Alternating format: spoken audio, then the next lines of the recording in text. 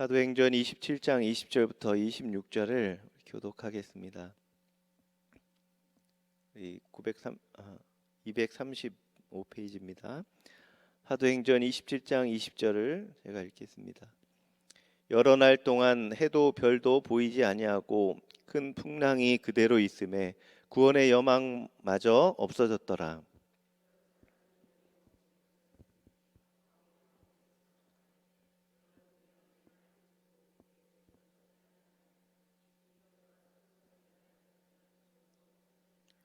내가 너희를 권하노니 이제는 안심하라.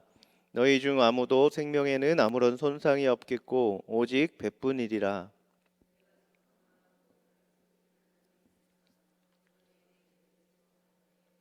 바울아, 두려워하지 말라. 내가 가이사 앞에 서야 하겠고 또 하나님께서 너와 함께 항해하는 자를 다 내게 주셨다 하였으니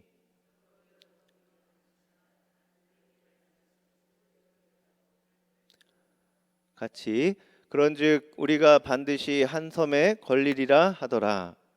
아멘. 할렐루야. 아멘.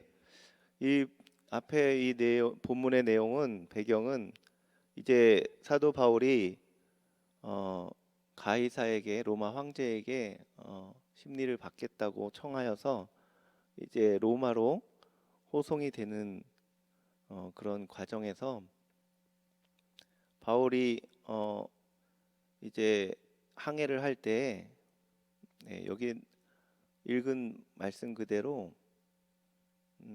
그레데에서 머물다가 이 폭풍이 지나가고 나서 가기를 청했는데 미항에 도착했을 때 바울이 만류했음에도 불구하고 여기 백부장 율리오가 호송 책임자인데 그 선장과 많은 선원들의 말을 믿고 그냥 항해를 했죠. 그래서 사실 바울은 어떤 영적인 감각을 통해서 또 여러 가지 경험을 통해서 광풍이 일 것을 내다보고 그렇게 얘기했는데 그것을 무시해버리죠. 그리고 드디어 광풍을 만나서 배가 파선 직전에 이르게 됩니다. 그래서 여기 광풍을 만나서 이틀은 짐을 다 버리고 또 사흘째에는 배의 기구까지 다 버리고 결국엔 20절에 보니까 정말 여러 날 해도 별도 보이지 않고 이제는 완전히 끝났구나 하는 그 지경에까지 이르는 그런 상황이 된 겁니다. 그래서 구원의 여망이 아예 없어졌더라 이렇게 말씀하고 사람들이 또 이제 죽었구나 하고 포기하는 그런 상태에서 바울이 일어나서 이제는 먹을 것을 먹어라. 이제는 두려워하지 말고 이제 곧 우리가 섬에 도착할 거다라고 안심을 시키고 그것을 이제 다 이 배에 있던 모든 사람들이 다 따라 이제 음식도 먹고 안심하는. 근데 이 사도 바울의 이 안심하라는 그 말의 근거는 뭐냐면 하나님께서 하신 말씀 때문에 그런 거죠. 25절에 보니까. 그래서 우리의 삶 속에서도 이렇게 여러 가지 문제가 닥쳤을 때 우리 신앙생활을 또 어떻게 해야 될지 또 어떻게 우리는 믿음으로 승리해야 될지 이 말씀을 통해서 몇 가지 살펴보기를 원합니다. 여기 사도 바울이 배에 있는 사람들에게 안심하라 이렇게 말할 수 있었던 근거는 뭐냐면 바로 하나님의 말씀이 있었다는 거죠. 여기에 우리의 믿음도 그래서 이 하나님의 말씀에 근거하는 우리의 믿음이 되어야 될 줄로 믿습니다. 그래서 하나님의 말씀에 대한 우리의 자세가 그야말로 어린아이 같아야 될 줄로 믿습니다. 그래서 믿음이란 것은 이 말씀에 근거한 거잖아요. 근본적으로 이 말씀에 의해서 우리가 이 말씀을 붙들고 어떤 기대나 믿음이라는 것이 그냥 유행을 바라는 어떤 기대나 상상이나 그런 거에 근거하는 것이 아니라 하나님이 해놓으신 그 말씀을 그대로 이루어질 줄 믿는 것이 우리의 믿음의 중요한 포인트인 줄로 믿습니다. 그래서 베드로가 유일하게 무리를 걸은 사람이잖아요. 그때 베드로가 예수님이 무리를 걸어오시는 걸 보고 베드로가 뭐라고 합니까? 주여 나로 명하여 오게 하소서. 그러니까 예수님이 오라 라고 말씀하시잖아요. 그 말씀 때문에 베드로는 이제 배에서 내려서 무리를 조금이라도 걷잖아요. 나중에 의심해서 빠졌지만. 그래서 이 예수님이 오라 하신 그 말씀, 그것을 믿고 베드로가 무리를 걸은 것인 줄로 믿습니다. 배가 가득하도록 153마리나 물고기를 잡은 것도 예수님이 하신 그 말씀에 의지해서 그물을 던졌을 때 그렇게 된 것이기 때문에 우리의 믿음은 말씀에 근거하는 믿음이어야 되는 줄 믿습니다. 그래서 여기 바울이 죽을 위경에서도 전혀 걱정하지 않을 수 있었던, 포기할 수밖에 없는 그런 상황에서 안심할 수 있었던 이유는, 다른 사람까지 안심시킬 수 있었던 이유는 말씀을 받았기 때문이고 그 말씀이 그대로 이루어질 것을 믿었기 때문인 줄로 믿습니다. 그래서 하나님께서는 우리에게 어떤 우리의 기도 응답도 마찬가지예요. 오랜 시간 기도한다고 해서, 또는 감정적으로 여러 가지 호소를 한다고 해서 응답하시는 것이 아니라 하나님 오직 믿음에 반응하시는 분인 줄로 믿습니다. 우리가 믿음으로 기도할 때 그 기도가 응답되는 줄로 믿습니다. 그 말씀을 의지해서, 그 말씀에 근거해서 주님이 약속하신 기도 응답에 대한 말씀들이 얼마나 많습니까? 주님이 해주시겠다고 하신 약속의 말씀들이 참 많습니다. 그러한 것들을 의지할 때 그 말씀을 붙들고 우리가 이 시간도 기도해야 될 줄로 믿습니다.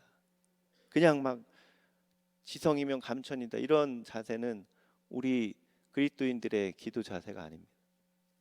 그런 의식에서 벗어나야 됩니다. 그거는 세상 우상을 섬기는 자들의 원리예요. 우리는 지성이면 감천이다가 아니라 확실한 하나님의 말씀을 붙들고 그 말씀이 이루어지기를 기도해야 될 줄로 믿습니다. 그리고 기대해야 될 줄로 믿습니다. 그래서 하나님께서 병든 자를 고치시고 귀신을 내어 쫓고 능력을 행하기 위해서 너희들은 40일 금식을 몇 번 이상을 해야 되고 철야는 어느 정도 이상 해야 되고 기타 등등 뭘 해야 된다고, 어느 정도는 해야 된다, 이런 조건이 있는 게 아니라 믿는 자에게 그런 일들이 이루어질 것을 분명히 말씀하셨어요.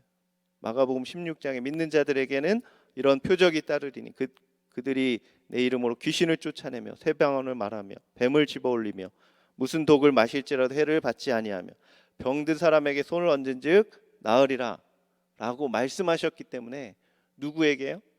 믿는 자에게. 어떤 조건을, 다른 조건이 있는 것이 아니라 믿는 자에게 반드시 이런 응답이 있는 줄로 믿습니다. 믿는 자에게 주어지는 권세인 줄로 믿습니다. 그래서 이것을 믿음으로 사용할 수 있는 것, 우리의 믿음이 거기에 필요한 것입니다. 그래서 실제로 바울이 이제 이 풍랑에서 멜리데 섬이라는 곳에 도착해서 장작을 피울 때 거기에서 뱀이 나와서 손을 물었잖아요. 그래서 여기 뒤에 이제 28장부터 나오는데 5절에 보면 뱀에 이렇게 물려서 독사에 금방 죽을 줄 알고 그 원주민들이 지켜보고 있는데 죽지 않고, 여기 분명히 지금 말씀 읽어드린 대로 마가복음 16장에 뱀을 집어올리며 믿는 자에게 따르는 표적이 사도 바울에게 나타난 거죠. 또 그 보블리오라는 가장 높은 사람의 그 부친의 열병을 고쳐주잖아요. 이지를 안수하여 낫게 하는 그런 모습이 나옵니다. 이처럼 복음 전도를 위해서 주신 이 권세는 지금도 필요하다면 우리에게도 주신 거기 때문에 믿음으로 반드시 사용할 수 있어야 될 줄로 믿습니다. 그것이 우리의 믿음의 이 배경입니다. 이미 다 예수 그리스도께서 십자가에서 다 마련해 놓으신 것들을 우리가 믿음으로 사용하는 것, 그 권세를 우리가 사용하는 것, 그것이 우리의 믿음입니다. 그래서 여러분들도 저와 여러분도 다 그 모든 이루어 놓으신 것들을 믿음으로 사용하게 되시는 은혜가, 그래서 복음을 전하는데 우리가 쓰임 받는 우리가 됐으면 좋겠습니다. 또한 두 번째로는 주의 종의 선포를 하나님께서 사용하셔서 이루심을 우리는 믿어야 합니다. 여기 사도 바울은 하나님께서 쓰시는 종이잖아요. 그 주의 종의 선포는 주님께서 반드시 책임지시는 줄로 믿습니다. 그래서 그들이 바울의 말을 따랐을 때 그들은 다 살았어요. 바울이 하라는 대로 했을 때 그들의 생명이 구원을 받았고, 이 사도 바울은 하나님께서 사용하시기에 그 사도 바울을 따라 같이 있던 모든 사람들은 구원을 받은 줄로 믿습니다. 생명의 구원. 그래서 우리도 우리 충만한 교회 우리 임다인 목사님을 통해서 하나님께서 그 선포하시는 모든 것들이 이루어 주시고 이루어 가시는 줄로 믿습니다.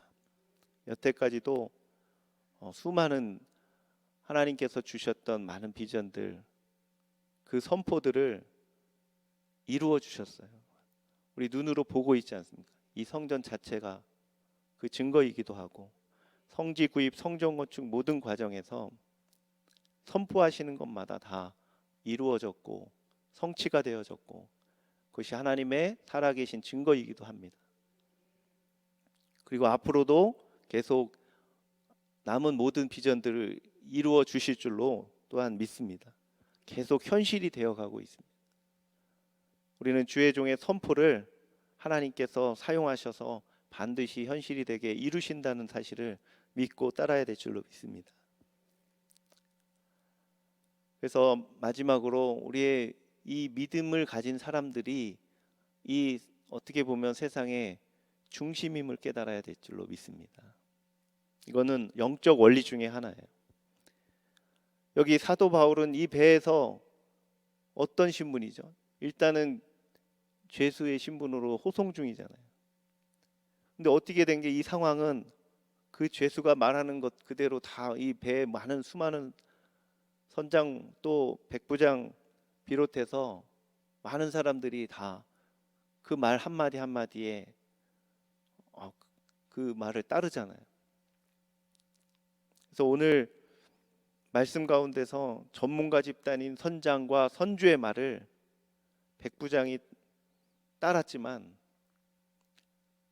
사실 세상적으로 볼 때 백부장이 대장이고 가장 높은 사람이고 바울은 죄수에 불과하고, 근데 이런 상황에서 죽을 위경에서 그 서열은 금세 완전히 뒤바뀝니다.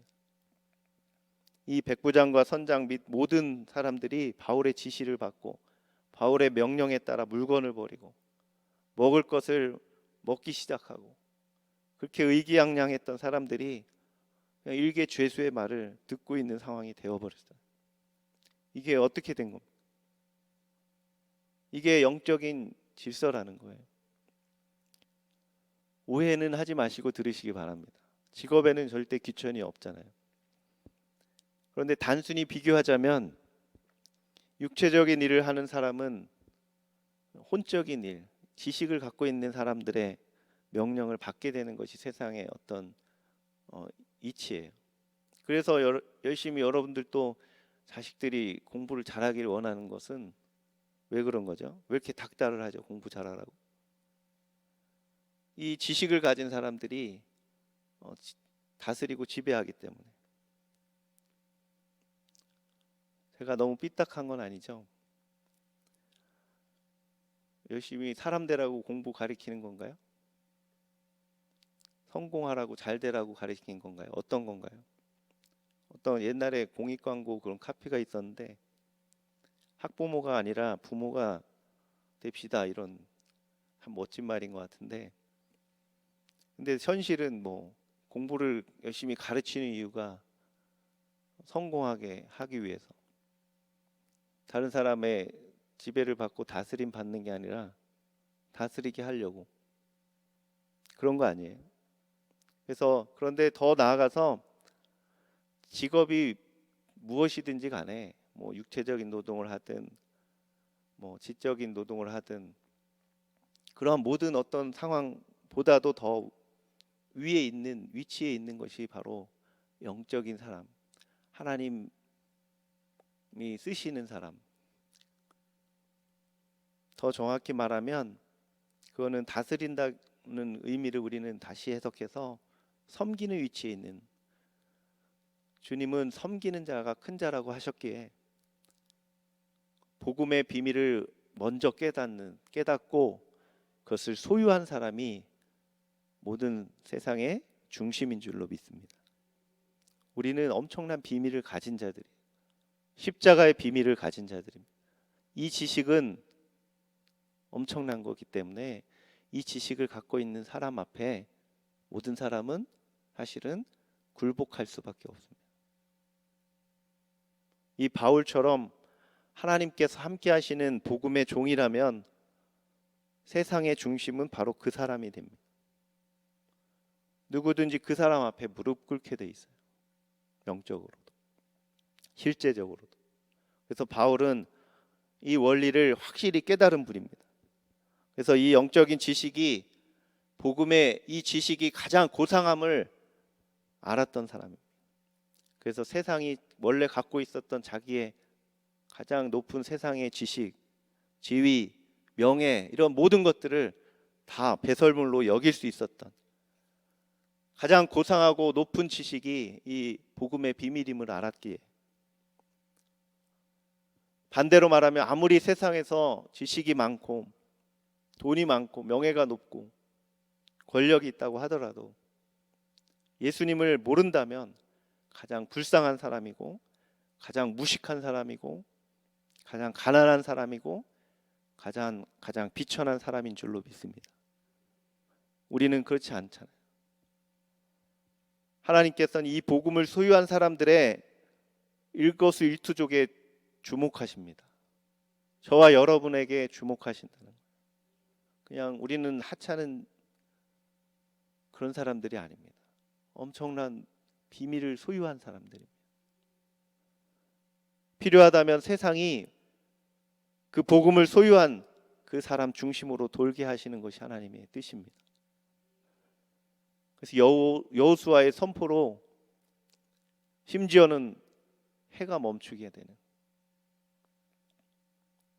죄수의 신분인 바울의 어깨에 이 사도 바울이 가는 그 발걸음에 따라서 인류의 문명의 역사가 뒤바뀌는, 너무너무 엄청난 일이잖아요. 그냥 보기에는 죄수이지만. 그래서 가정에서도 마찬가지입니다. 먼저 믿는 그 사람이 그 가정의 제사장이고, 직장에서도 말단 직원이라 하더라도 예수 그리스도를 소유한 믿는 자가 복의 근원인 줄로 믿습니다. 그 신분이 어떠하든지 무슨 일을 하든지. 또 국가적으로도 우리 믿는 성도들이 그 나라의 흥망성쇠를 좌우하는 열쇠가 되는 줄로 믿습니다. 우리가 어떻게 하느냐에 따라서 이 나라가 흥할 수도 있고 망할 수도 있는 엄청난 중요한 위치에 우리가 서 있습니다.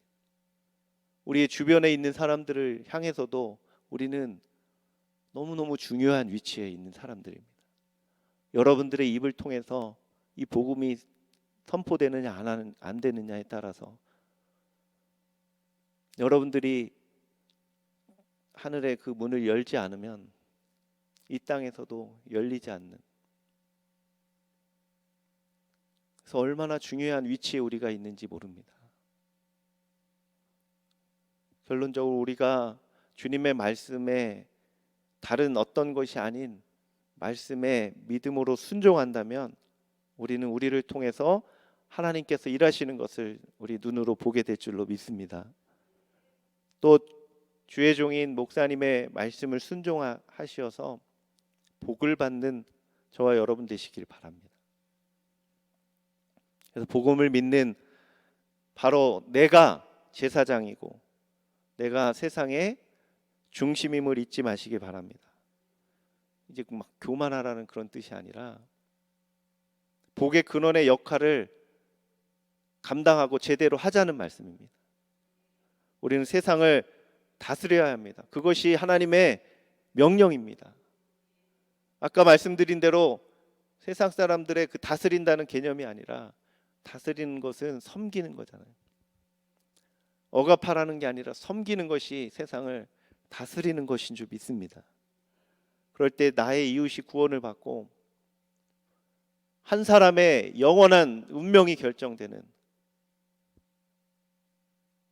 가정이 살아나는, 또 나라와 민족이 흥하게 되는 그 키가 우리에게 있는 줄로 믿습니다. 그런 영적 지도자가 돼서 섬길 때 우리는 하나님 앞에서 칭찬받고 큰 자가 될 줄로 믿습니다. 이런 믿음이 있을 때 또 주님과 연합할수록 다른 사람들이 그 사회적인 지위가 어떻든지 간에 바로 저와 여러분의 말을 따르게 될 겁니다. 하라는 대로 하게 될 거예요. 그렇지 않을까요? 다 죽게 생겼는데 아무리 돈이 많으면 뭐합니까? 기도 받을 거 아니에요. 여러분의 기도 때문에 병이 떠나가는 줄로 믿습니다. 그럼 누가 여러분 앞에 무릎 꿇지 않겠어요? 겸손히 머리를 기도해 달라고 요청하지 않을까요?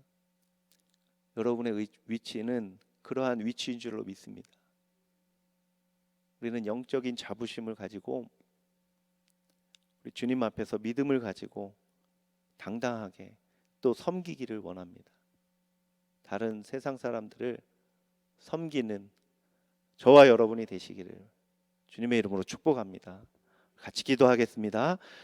할렐루야. 하나님, 주님께서 우리를 아버지 하나님 높은 권세를 주시고 우리에게 있는 이 복음의 아버지 하나님의 비밀을 깨닫게 하여 주시고 우리가 얼마나 중요한 위치에 있는지 알게 하여 주셔서 주님, 사도 바울처럼 어떠한 모습이든지 죄수의 모습일지라도 그 가운데 영적인 가장 높은 위치에 있는 섬기는 자임을 우리가 알게 하여 주시고 제사장임을 우리가 알게 하여 주셔서 우리가 이 제사장의 직분을 잘 감당할 수 있도록 인도하여 주시고 역사하여 주시옵소서. 깨닫는 은혜를 허락하여 주옵소서.